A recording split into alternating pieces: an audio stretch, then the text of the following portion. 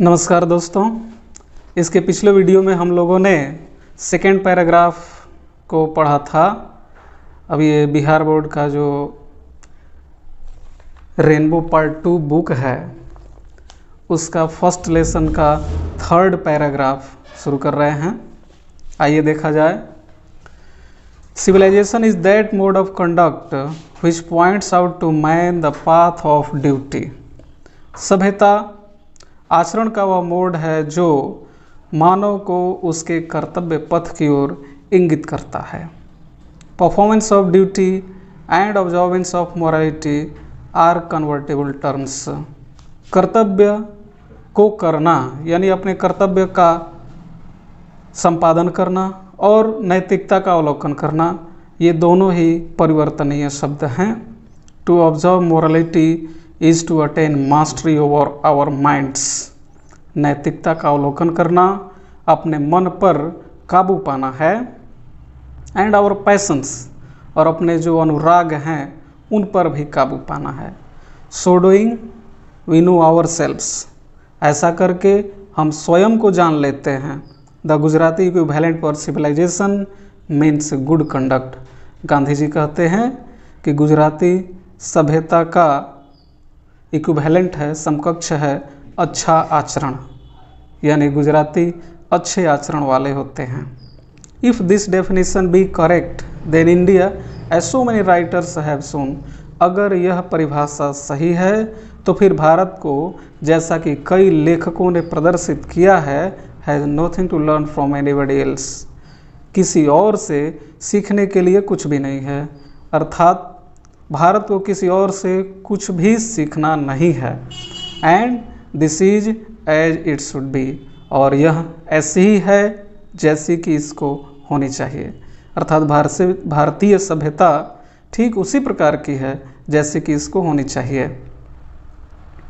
Paragraph number 5, we notice that the mind is a restless bird.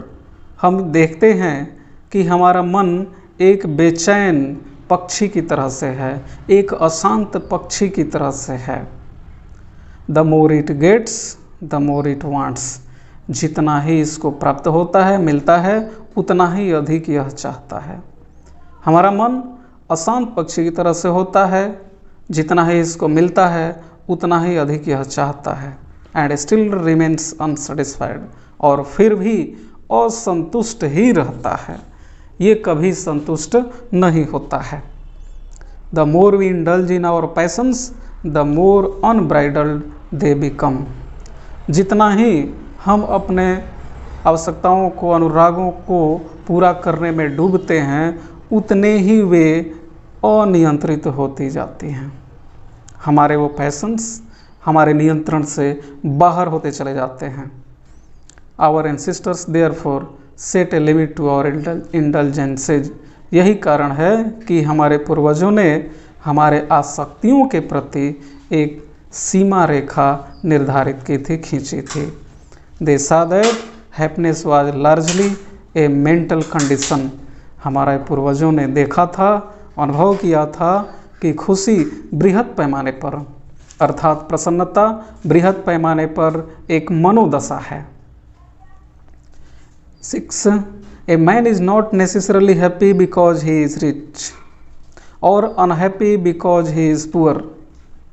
कोई व्यक्ति यह आवश्यक नहीं है कि वह धनी है क्योंकि वह प्रसन्न है क्योंकि वह अमीर है। अर्थात अमीरी का संबंध प्रसन्नता से नहीं है। A man is not necessarily happy because he is rich. कोई आवश्यक नहीं है कि कोई व्यक्ति अमीर है तो वह प्रसन्न रहे, और unhappy because he is poor, और वो दुखी है क्योंकि वह निर्धन है। The rich are often seen to be unhappy. Gandhi ji कहते हैं कि धनी लोग अक्सर प्रायः दुखी देखे जाते हैं। The poor to be happy, जबकि अमीर निर्धन लोग, जो गरीब लोग हैं, वे प्रसन्न देखे जाते हैं।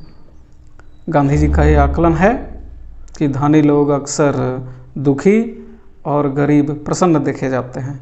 Millions will always remain poor. लाखों हमेशा गरीब ही रहेंगे। Observing all this our ancestors dissuaded us from luxuries and pleasures. इन सब को देखते हुए हमारे पूर्वजों ने हमें विलासिता और सुखों के विरुद्ध हमें सलाह दी थी। We have manage with the same kind of plough as existed thousands of years ago. हजारों वर्ष पहले जिस प्रकार की चीज़ें हल वगैरह हुआ करते थे, उन्हीं चीज़ों से आज हम काम चलाते हैं। We have retained the same kind of cottages that we had in former times and our indigenous education remains the same as before. और जिस प्रकार से पुराने ज़माने में झोपड़ियाँ हुआ करती थी, वैसे आज भी हैं, और हमारी जो देसी शिक्षा है आज भी पहले जैसी है। We have had no system of life corroding competition. हमारे पास जीवन को बर्बाद कर देने वाली प्रतिस्पर्धा का कोई तंत्र नहीं है। Each followed his own occupation और trade and charge a regular wages. हमारे पूर्वज ये मानते हैं कि हर व्यक्ति अपना अपना कार्य करते, अपना अपना पेशा करते और नियमित रूप से अपनी उचित मजदूरी लेते। It was no that we did not know how to invent machinery. Gandhi ji अपनी संस्कृति सभ्यता का बचाव करते हुए कहते हैं कि ऐसी बात नहीं थी कि हमें मशीन का आविष्कार करना नहीं आता था, but our forefathers knew. लेकिन हमारे पूर्वज ये जानते थे that if we set our hearts after such things, कि यदि हम ऐसी चीज़ों के पीछे अपना दिल लगाएंगे, we would become slaves and lose our moral fibre. हम गुलाम बन जाएंगे और अपना नैतिक चरित्र खो देंगे। देयरफॉर आफ्टर ड्यू डेलिब्रेशन, अतः उन लोगों ने काफ़ी सोच विचार करने के बाद decided that we should only do what we could with our hands and feet. काफ़ी सोच विचार करने के बाद उन्होंने यह निर्णय लिया था कि हमें सिर्फ वही करना चाहिए जो हम अपने हाथों और पैरों से कर सकते हैं। They saw that our real happiness and health consisted in a proper use of our hands and feet। उन लोगों ने देखा था कि हमारी असली खुशी और स्वास्थ्य हमारे हाथों और पैरों के उचित प्रयोग में ही निहित है। They further reasoned that, उन लोगों ने इसके अलावा और भी कारण बताया था कि large cities were a snare and a useless encumbrance। बड़े बड़े शहर स्नेयर हैं, फंदा है, बेड़ियां हैं और बेकार का बोझ है। हम लोग आजकल चकाचौंध की दुनिया में खूब शहर बसा रहे हैं और शहरों की ओर लोग भागने की चेष्टा में हैं, लेकिन गांधी जी का आकलन है कि हमारे जो पूर्वज थे वे बड़े बड़े शहरों को पैरों की बेड़ी समझते थे और बेकार का बोझ समझते थे, शहर बोझ थे। And that people would not be happy in them. उन्हें पता था कि लोग उनमें अर्थात उन बड़े बड़े शहरों में प्रसन्न नहीं रहेंगे। That there would be gangs of thieves and robbers. उन शहरों में, बड़े बड़े शहरों में चोरों और डाकुओं की टोलियां होंगी। Prostitution and vice flourishing in them and that poor men would be robbed by rich men। वेश्यावृत्ति भी होगी, उसमें बहुत तेजी से आएगी। ये जो सारी बुराइयां हैं वो बहुत तेजी से उसमें आएंगी। and that poor men would be robbed by rich men। और उन्हें ये भी पता था कि जो निर्धन लोग हैं वो अमीरों के द्वारा लूटे जाएंगे। they were therefore satisfied with the small villages। अतः वे छोटे छोटे गांवों से ही संतुष्ट थे, उन्हें शहर नहीं बसाना था। Number 8, they saw that kings and their swords were inferior to the sword of ethics। उन लोगों ने देखा था, अर्थात हमारे पूर्वजों ने इसको देखा था कि राजा लोग और उनकी शक्तियाँ नीति शास्त्र के शक्तियों से निम्न ही थी, यानी नीचे ही थी। अर्थात जो नीति शास्त्र की शक्तियाँ होती हैं उनके आगे राजाओं की शक्तियाँ निम्न स्तर की थी। and they therefore held the sovereigns of the earth to be inferior to the rishis and the fakirs. ऋषि और फकीर जिनके पास कुछ नहीं होता है संपत्ति के नाम पर, उनके पास कुछ नहीं है, बहुत ज़्यादा सैनिक शक्ति भी नहीं होती, एक्चुअली सैनिक शक्ति होती ही नहीं है, लेकिन फिर भी जो धरती के ये राजा लोग हैं, ताकतवर लोग हैं, इन लोगों के आगे यानी ऋषि और फकीरों के आगे नतमस्तक रहते हैं। A nation with a constitution like this, इस प्रकार के संविधान वाला राष्ट्र is fitter to teach others than to learn from others. Gandhi ji कहते हैं कि इस प्रकार के संविधान वाला राष्ट्र दूसरों को सिखाने के लिए ज़्यादा उचित है बनिस्बत कि उसके सीखने से, अर्थात दूसरों से सीखने के बजाय हमारा देश दूसरों को सिखाने के ज़्यादा योग्य है। दिस नेशन हैड कोर्ट्स, इस राष्ट्र में, इस देश में न्यायालय थे, लॉयर्स एंड डॉक्टर्स, वकील और वैद्य लोग थे, but they were all within bounds, लेकिन सारे के सारे अपनी सीमा के अधीन थे। जो भी लॉयर डॉक्टर जो थे अपनी अपनी सीमा के अंदर ही थे।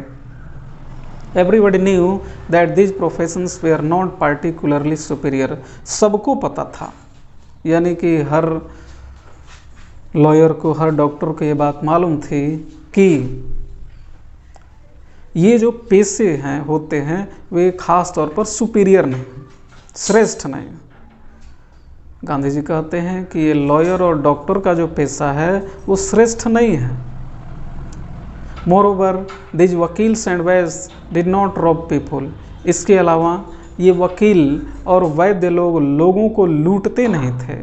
दे वेयर कंसिडर्ड पीपुल्स डिपेंडेंट्स, इन्हें लोक आश्रित समझा जाता था। लोक आश्रित अर्थात जनता पर निर्भर करने वाले ये समझे जाते थे। ये अपने भरण पोषण जीवन यापन के लिए जनता पर ही निर्भर थे। नॉट देयर मास्टर्स, लोगों के ये मालिक नहीं थे, लोगों पर निर्भर करने वाले थे। जस्टिस वाज टॉलरेबली फेयर, न्याय सहिष्णु रूप से समान थी। The ordinary rule was to avoid courts, सामान्य नियम होता था समाज में न्यायालयों से दूर रहने का। लोग चाहते थे कि जितना संभव हो सके हम न्यायालयों से दूर ही रहें। There were no touts to lure people into them, न्यायालयों की ओर लोगों को लुभाने के लिए दलाल भी नहीं थे। आज तो बहुत सारे मिल जाते हैं, हर जगह दलाल हैं, लेकिन उस समय लुभाने के लिए दलाल नहीं थे। This evil too was noticeable only in and around capitals, अगर कोई दलाल था भी तो ये जो बुराई थी वो केवल राजधानियों या राजधानियों के आसपास ही होती थी।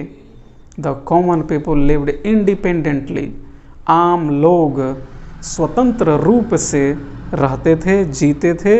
And followed there agricultural occupation, और अपना कृषि कर्म करते थे।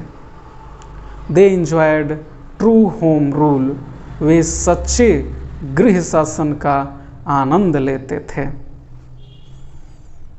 बस 8 नंबर पैराग्राफ समाप्त हुआ। इसके बाद आगे हम लोग नेक्स्ट वीडियो में देखेंगे। Thank you.